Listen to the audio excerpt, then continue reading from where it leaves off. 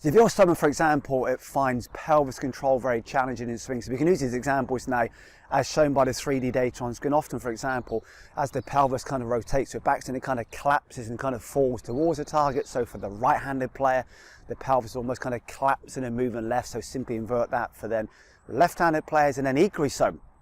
Many people then the opposite almost adaptation through swing as they move through backswing, how much that pelvis then kind of laterally shifts and glides away from the target, once again as shown by the 3D animation on data on screen. So a very playful way of actually improving then kind of pelvis control. It's just kind of using really how those feet move in swing. So just initially, if we're trying to, or the objective is to try and avoid that pelvis collapsing and forward or moving towards, actually thrusting towards the ball, collapsing left or towards the target through backswing.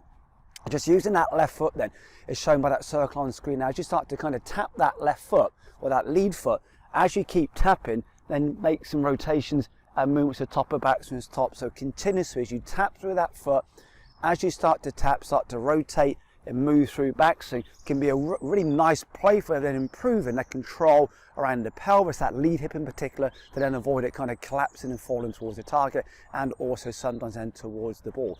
Equally so, if you're then someone that's trying to avoid that kind of big lateral shift in that pelvis through backswing, using that kind of trail foot now, as we tap, start to make some rotations into backswing and stop again. Using those kind of tapping drills in some ways makes it very challenging to then almost adapt and move the pelvis in the way to discuss. So again, if you're trying to avoid the pelvis thrusting towards the ball or falling towards the target or collapsing towards the target in backswing, using that lead foot as you tap, just start to make some movements back and stop to then really encourage the awareness on that lead hip.